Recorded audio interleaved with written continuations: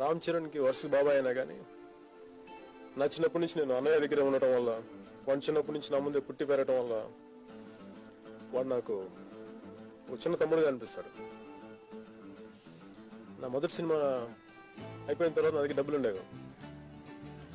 So నా దగ్గర డబ్బులు అయిపోయినప్పుడు ఏం చేసేవాడంటే వీళ్ళ దగ్గరికి వెళ్ళి, ఈ పిల్లల దగ్గరికి వెళ్ళి వీడు లెక్క ఉండేవారు. వీళ్ళ దగ్గర మా వదిన ఇచ్చే డబ్బులు అప్పుడప్పుడు 10, 20, 30 అట్లా. నేను వాళ్ళ దగ్గర మళ్ళీ ఇచ్చేస్తాను కదా నీకు వడ్డీ కిందని చెప్పి వాళ్ళ దగ్గర డబ్బులు తీసుకుని వాడేసుకుంటా ఉండేవాడు. ఆ వాడేసుకున్న డబ్బులు నేను అది ఎప్పుడు ఇవ్వలేదు, ఇప్పుడు దాకా కూడా ఇవ్వలేదు. వాళ్ళు దాని మీద ఎప్పుడు నాతో ఫైట్ చేస్తూ ఉండేవాళ్ళు. ఆఖరి ఆల్మోస్ట్ వాళ్ళు చిన్న అలా ఖుషిగా కూడా వాళ్ళు నాతో ఫైట్ చేస్తున్నారు, డబ్బులు ఎప్పుడు ఇవ్వలేదు వాళ్ళకి అని చెప్పి. అలా చిన్నప్పటి నుంచి నేను చూసిన రామ్ చరణ్ కొన్ని ఈ మధ్యన లాస్ట్ ఒక 6 months బ్యాక్, 1 year బ్యాక్ వాడు ఎప్పుడు నాకు ఇంకా చిన్నగానే ఉండేవాడు. సడన్ గా వాడిని హీరో చేస్తున్నారు, ఇట్లా జగన్ దర్శకత్వంలో ఇలా దత్తుగా ప్రొడ్యూస్ చేస్తున్నారు అనగానే కొంచెం ఆనందం వేస్తుంది.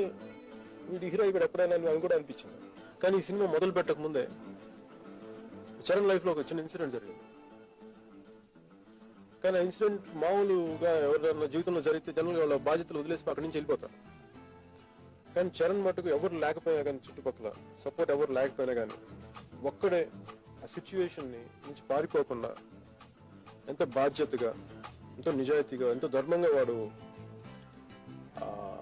దాన్ని హ్యాండిల్ చేసిన విధానం చూసి నాకు ఆ రోజు నాకు నా మనసులో వాడు హీరో అయిపోయాడు. అసలు నిజంగా నాకు ఇలా వాడి వ్యక్తిత్వం నచ్చింది నాకు ముందు.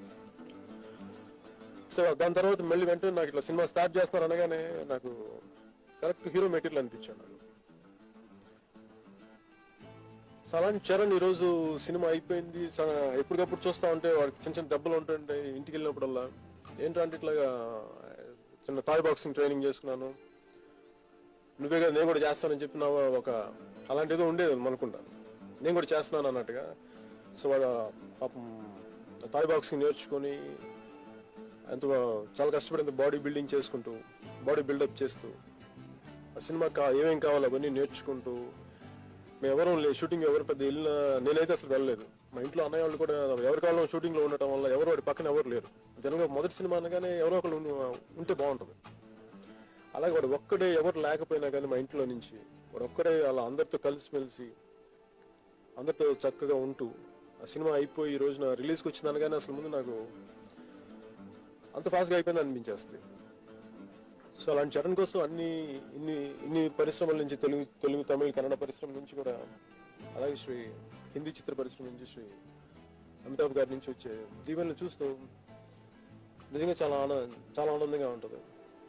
నా నుంచి కూడా మొదటి ఒక బాబాయ్గా కంటే కూడా ఒక అన్నయ్యగా వాడు మనస్ఫూర్తిగా ఎదగాలని కోరుకుంటాం, మనస్ఫూర్తిగా ఉజ్వలమైన భవిష్యత్తును సాధించాలని కోరుకుంటున్నాను. అలాగే ఈ రోజున ఈ సినిమా ఇలాగా వెంటనే రిలీజ్కి వచ్చింది. రేపు రిలీజ్ అనగానే ముందు నాకు జనం వాడిని ఎలా చూస్తారు, ఏమనుకుంటారు వాడి గురించి ఒక చిన్న ఆతృత ఉంది. ఎందుకంటే మాకు తెలుసు వాడి పడ్డ కష్టం ఏంటంటే ఆ కష్టం జనానికి ఎంతవరకు అందుతుంది, జనం ఎలా ప్రతిస్పందిస్తారు అని చెప్పి ఒక చిన్న ఆతృతగా నేను కూడా ఎదురు చూస్తాను. అలాగే నేను ఒక వాడి బాబాయ్గా, వాడు అన్నయ్యగా అంటేగా దానికంటే కూడా నేను కూడా చిత్ర పరిశ్రమ నాకు ఎలా చెప్పుకోవాలి తెలియదు నా గురించి, ఒక మేబీ హీరో. సో నాకు కూడా అతను మనస్ఫూర్తిగా స్వాగతం పలుకుతున్నాను చరణ్కి. నాకైతే మనస్ఫూర్తిగా శుభాకాంక్షలు చెప్పడానికి అవకాశం ఉంది. అలా చెప్పలేని ఎంతో మంది అభిమానులు ఉన్నారు, చిరంజీవి గారిని అభిమానించే చాలా మంది ఉన్నారు. కోట్ల మంది తరపున మనస్ఫూర్తిగా రామ్ చరణ్కి స్వాగతం పలుకుతున్నాను.